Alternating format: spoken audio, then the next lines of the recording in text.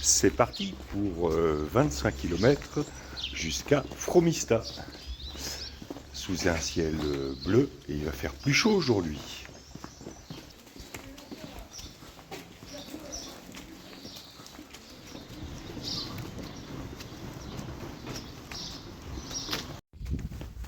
On a bien dormi cette nuit, il faut dire que l'auberge était très bien à Sienne-les-Goisses.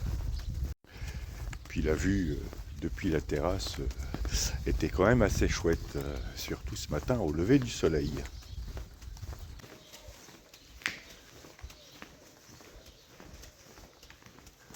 On passe à côté de l'église Sainte-Juanne.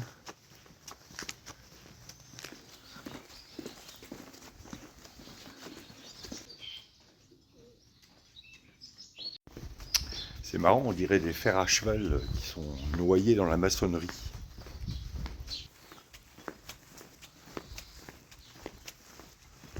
Salut les chats. Alors aujourd'hui, on va commencer par une bonne côte pour reprendre pied sur le plateau qui est en face de nous.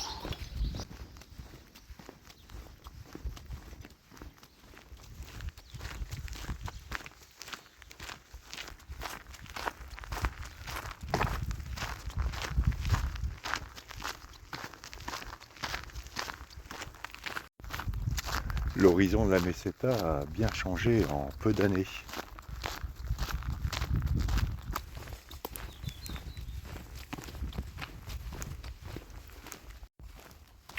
Bon, je vais peut-être mettre les lunettes de soleil parce que il a beau être que un peu plus de 8h30 avec ces chemins presque blancs, ça éblouit les yeux.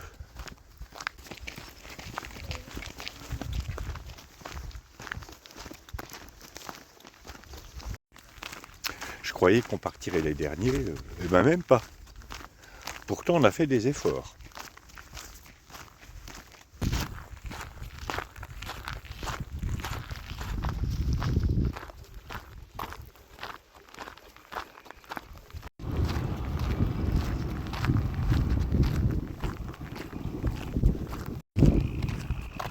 J'ai remarqué que dans le coin, ils utilisent plutôt des bottes de paille parallélépipédiques et non pas cylindriques.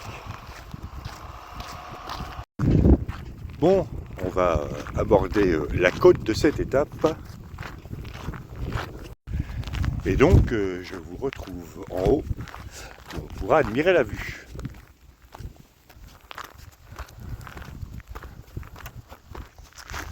Bon courage aux bicigrinos, alors surtout ceux qui trimballent des grosses sacoches.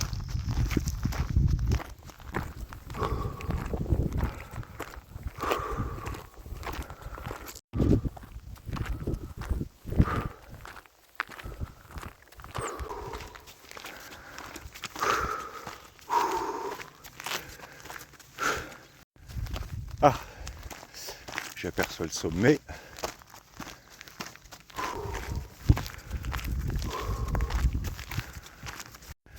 Voilà, on arrive au point culminant de l'étape et après, ben, ça va être plus cool.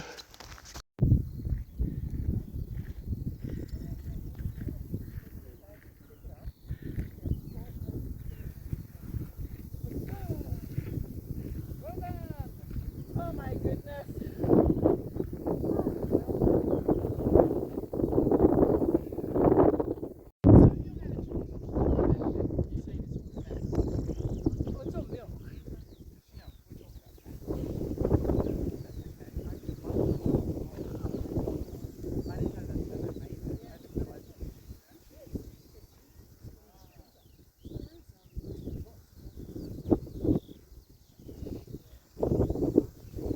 Ben, juste en face, c'est le village où on était hier.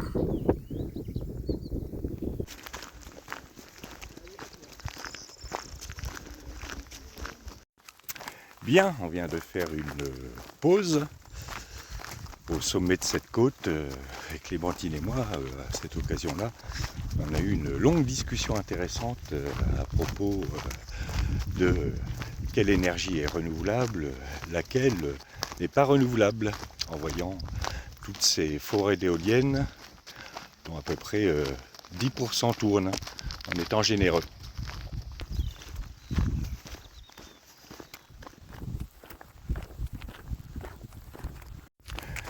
Elle m'a notamment parlé de ce qu'elle a vécu à l'école et de la manière dont la problématique de l'énergie est abordée en classe, avec tout un tas de raccourcis et l'omission des aspects les plus fondamentaux.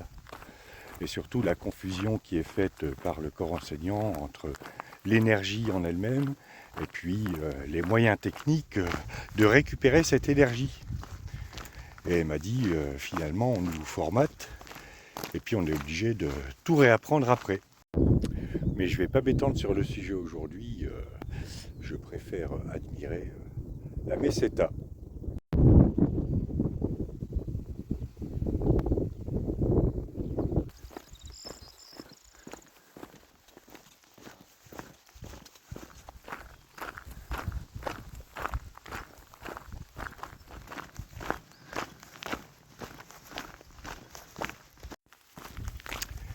J'aime bien cet horizon au bout duquel le regard va se perdre. Et la marche, là, c'est pas dans les jambes, mais c'est plutôt dans la tête que ça se passe. Les montagnes là-bas, si je ne m'abuse, ça doit être la Sierra de Peñalabra. Et cette Sierra de Peñalabra, c'est une extension de la Sierra de Híjar qui fait partie des monts Cantabriques, c'est-à-dire la chaîne de montagnes qui borde la côte nord de l'Espagne.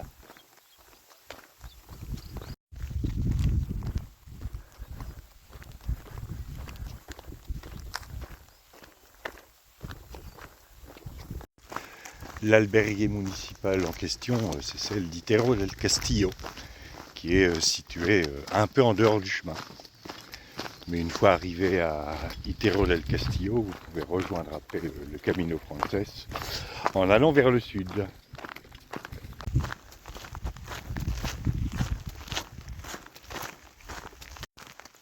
Blé de la meseta accompagne mes pas.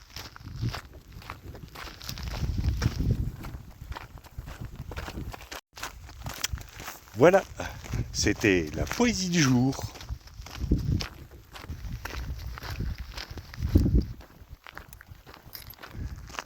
Je devrais peut-être écrire un recueil de poésie et puis contacter un éditeur. Sur un malentendu, ça peut passer. Et puis pour caler les meubles, ce serait impec. Ah, là-bas j'aperçois, comme qui dirait, un rassemblement d'antilopes. Oui, cette année, j'ai décidé qu'on était tous des antilopes. Eh ben, je sais pas où ça va nous mener, mais je crois que l'évolution est mal partie.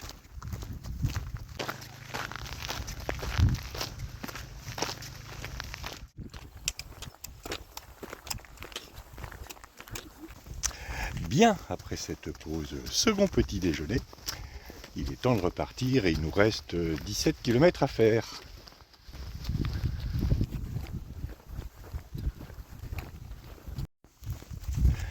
Et devant, il y a un groupe de Français qu'on a entendu discuter pendant la pause et qui était à l'auberge avec nous hier, enfin auberge qui faisait aussi hôtel, qui sont les propriétaires des valises que vous avez vues en début de vidéo. Et alors eux, ils font entre 7 et 10 km par jour, et ensuite ils font le reste de l'étape en taxi. Mais bon, ce ne sont pas les étapes qu'on fait nous, parce qu'on entendait leurs encadrants, parce qu'ils sont encadrés. Et l'encadrant disait, bon, si on veut arriver à temps à Saint-Jacques-de-Compostelle, il va falloir passer à 60 km par jour. Donc en gros, ils font entre 7 et 10 km à pied et à peu près 50 en taxi. Ça illustre ce changement de population dont je parlais hier dans ma vidéo.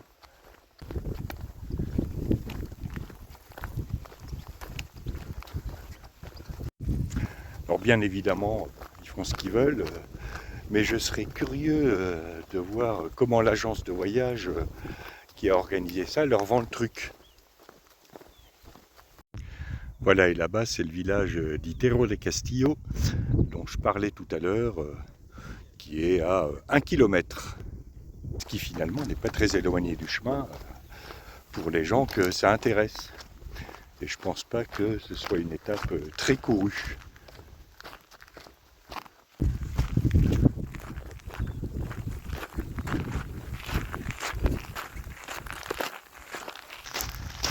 Dites-moi mon petit Guillaume, alors ça se passe comment ces interrogatoires des Templiers? Oh la routine, sire, la routine. Tenez, je vous ai apporté un parchemin excellent où on a noté l'avancement de nos travaux. Le parchemin excellent, on a piqué ça aux Templiers. Là, on va voir s'il y en a qui suivent.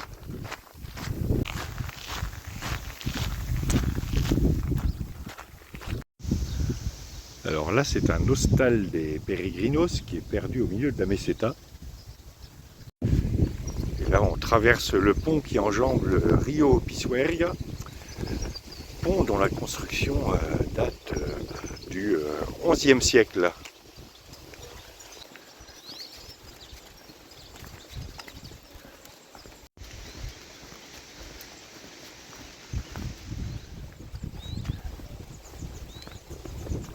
Et il tient toujours. Bon, je suppose quand même qu'ils ont dû l'entretenir depuis tout ce temps-là. Alors je vais profiter de ce panneau pour faire un petit point sur notre traversée de la Meseta. Nous sommes ici. Ce soir, on sera, enfin tout à l'heure, on sera à Fromista. Ensuite, ce sera à Carrión de los Condes. Ensuite, ce sera Ledigos. Et ensuite, ce sera plus loin. Et tout ce tronçon-là est dans la province de Palencia.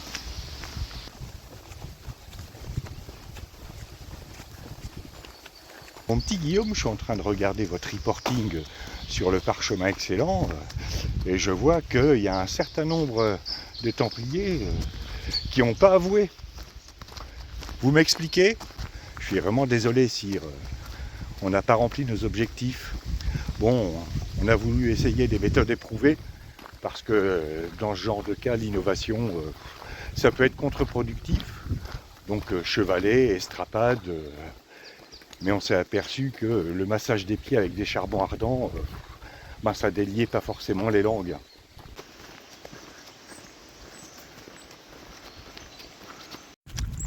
Ouais, enfin bon, faudrait avancer un petit peu parce que le pape commence à s'en mêler et il voudrait qu'on lui livre les Templiers qu'on a emprisonnés. Où est-ce que vous les avez mis au fait? La plupart sont à Chinon, sire. On s'est dit que tant qu'à supporter nos tortionnaires, autant mettre les prisonniers dans un terroir où il y a du pinard pas trop dégueulasse. Et nous arrivons à Hierro de la Vega, avec un très joli dessin sur le mur. Et alors ça, c'est une camionnette collector.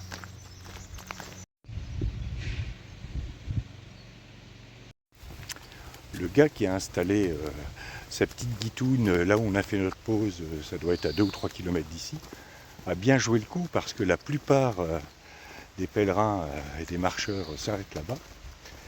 Et comme ils ont déjà fait une pause 2 ou 3 km avant, ils ne s'arrêtent plus ici.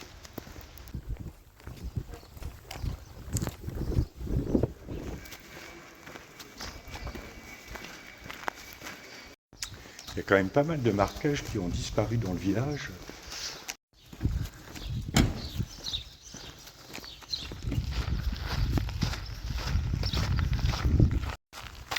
Ah, c'est bien, on va pouvoir se rafraîchir.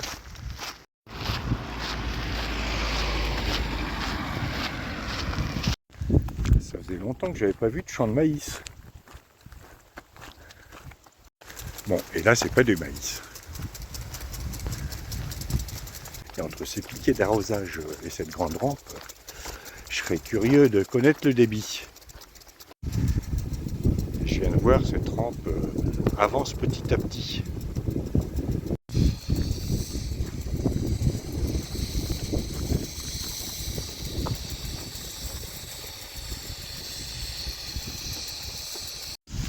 Le tout, j'imagine, guidé par GPS.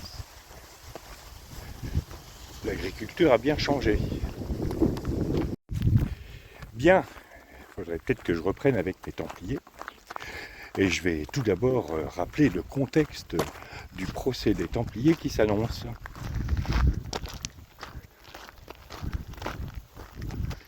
Le contexte militaire est simple. L'Occident a perdu la Terre Sainte à la fin du XIIIe siècle et tout le monde s'est rapatrié d'abord à Chypre, puis en Occident. Pour le contexte politique, on assiste à un bras de fer entre le Royaume de France et la papauté, d'abord avec Boniface VIII, puis ce qui est non pas un bras de fer mais plutôt une lutte d'influence entre Philippe le Bel et Clément V. Quant au contexte économique et social, eh bien, il n'est pas brillant dans le Royaume de France.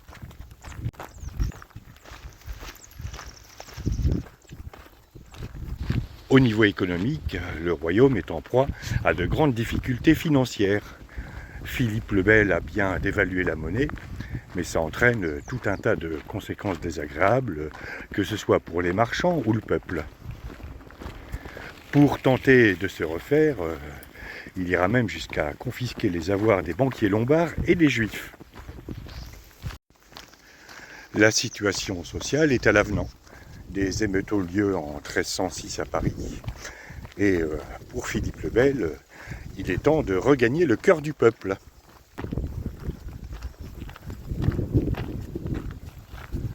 Et là, on franchit le canal du Pisuerga. Canal qui tire son nom de la rivière qu'on a franchie et longée en partie tout à l'heure, qui fait 70 km de long et puis qui permet d'alimenter toutes les rampes d'arrosage qu'on a vues.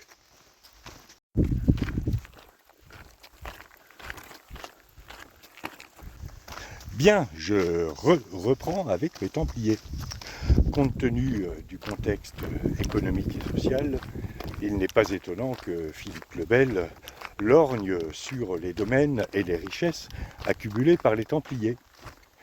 Et pour reconquérir le peuple de France, quoi de mieux que de désigner un bouc émissaire? De ce point de vue-là, rien n'a changé au cours de l'histoire.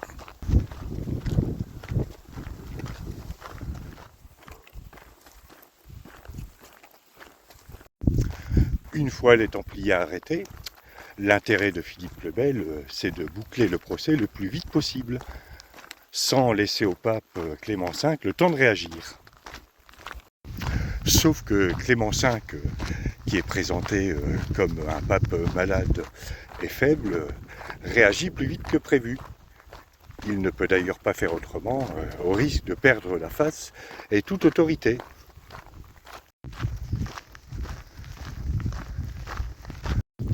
Les 6 mois qui suivent l'arrestation des Templiers vont voir s'engager une lutte d'influence féroce entre Philippe le Bel et Clément V. La suite, après la petite côte.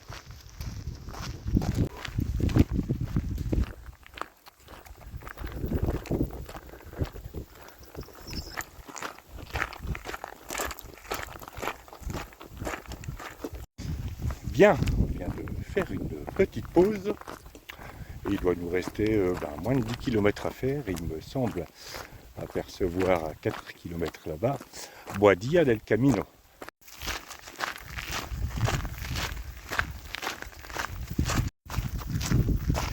Et je profite de cette descente et de ce 12 juin pour souhaiter un très bon anniversaire à ma maman. Bon anniversaire maman, on te fait des gros bisous.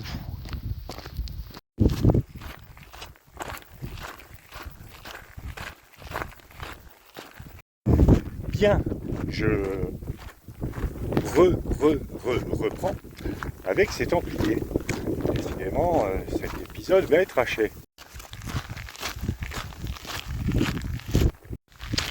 La question pour la couronne de France et la papauté, c'est qui va garder la main sur le sort des Templiers et surtout sur leur pognon, parce que bon, les hommes c'est une chose, de toute façon Dieu reconnaîtra les siens, mais le pognon, c'est tout de suite qu'on en a besoin.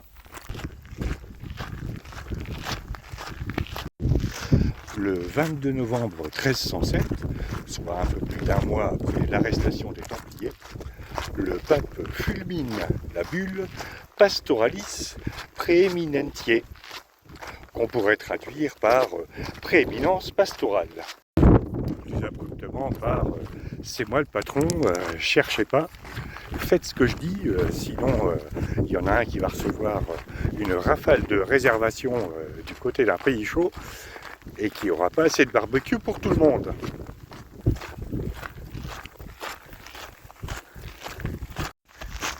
Cette bulle enjoint aux différents souverains d'Europe, sauf Philippe le Bel bien évidemment, d'arrêter les Templiers et de mettre leurs biens sous séquestre afin de protéger l'ordre. Enfin, bien sous séquestre, mais sous le contrôle de l'Église, parce que bon, c'est quand même du pognon. Tout le monde s'exécutera, mais les biens des Templiers ne seront pas mis sous le contrôle de l'Église en Espagne.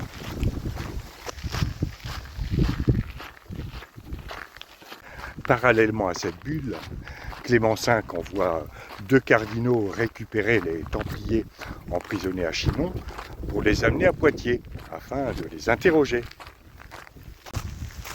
À Poitiers, dans le Poitou, votre sainteté? Ah oui, pourquoi? Voulez-vous que ce soit? C'est-à-dire que dans le Poitou, votre sainteté, il y en a une dont le nom ne doit pas être prononcé, qui est capable de se déclarer disponible pour rendre visite à nos Templiers. Je suis pas sûr qu'ils supportent.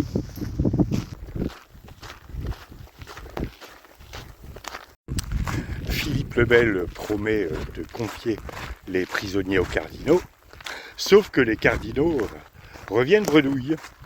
Du coup, Clément V a une petite conversation avec Dieu. Excusez-moi de vous déranger, Seigneur, mais je suis en train de préparer une réservation pour Philippe le Bel. Comme ça, elle sera prête quand on en aura besoin. Encore une réservation pour Philippe le Bel. Alors, écoutez, mon petit Clément, je vais la garder sous le coude parce que si ça se trouve, je vais devoir annuler. Et je vais passer pour un indécis auprès de l'hôtel. Menacé d'excommunication, encore, Philippe le Bel s'exécute et finit par libérer les prisonniers. Mais tout ça, en fait, est un jeu du chat et de la souris. Mais nous suivrons ce jeu du chat et de la souris demain, parce que nous arrivons à Boadilla del Camino, où nous ferons une pause et où je dois recharger mon téléphone. Et ce qui faisait cling cling, comme me l'ont fait remarquer certains d'entre vous sur mon sac, en fait c'était ma coquille qui tapait sur ma batterie de secours que j'avais mise dans la poche arrière du sac. Du coup là, je l'ai mise, mais tout au fond du sac. Ça fait plus cling cling, mais je vais devoir fouiller dans le sac. C'est pas grave, de toute façon je suis en train de boire un coup.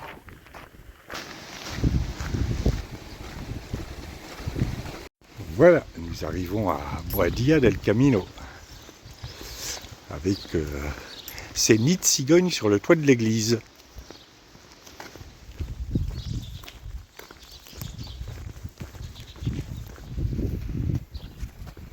C'est un petit peu mort quand même. Y aura-t-il un truc ouvert? Bon, voyons voir ici. Bon, pas de bol.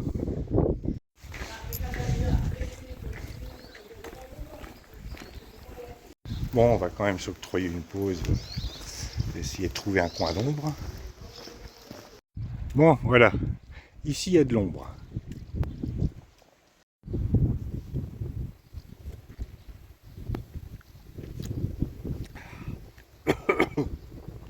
Ça fait tousser l'eau.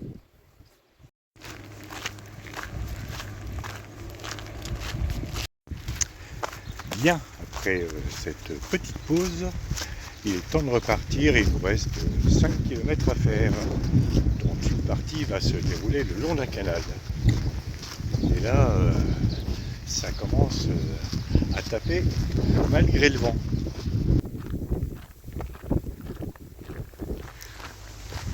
Bien, on va maintenant suivre ce canal quasiment jusqu'à Fromista. Et on sera bien content d'arriver parce que là on arrive dans les heures les plus chaudes de la journée. Même si de manière générale cette étape est plutôt agréable. Avec de belles vues, de belles perspectives. Et finalement très peu de tronçons ennuyeux.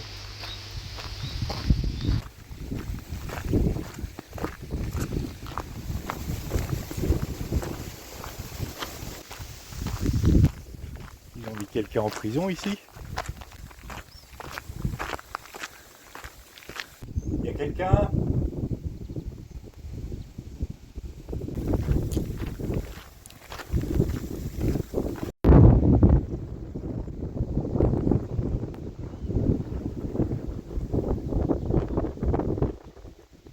Alors ça c'est nouveau. Et ce qui va circuler sur ce pont, c'est la ligne du TGV espagnol, enfin une des lignes du TGV espagnol.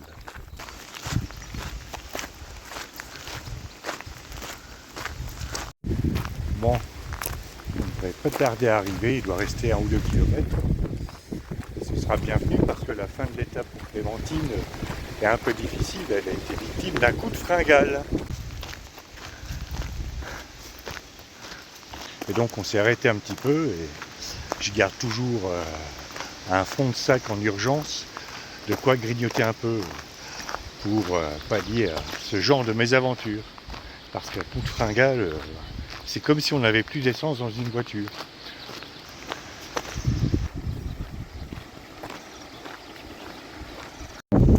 Bon, là ça va, elle a pu recharger un peu les batteries pour le peu de kilomètres qu'il reste à faire. Mais il va falloir que je refasse des provisions.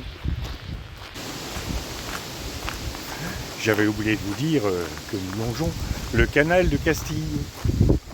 C'est marqué sur le mur.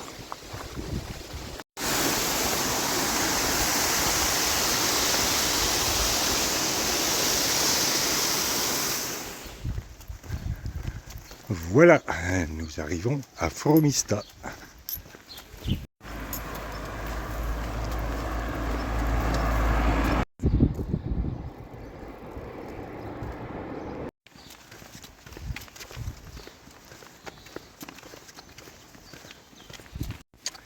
Bon, il ne reste plus qu'à aller à notre alpérier, qui, si je me souviens bien, est dans la là-bas, et sur la droite, pas loin de l'église. Ah, là aussi, c'est en rénovation.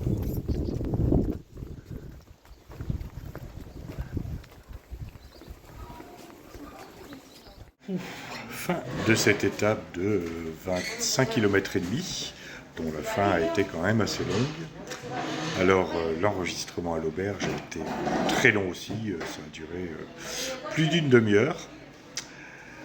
Et je vous en parlerai demain, des enregistrements dans les auberges.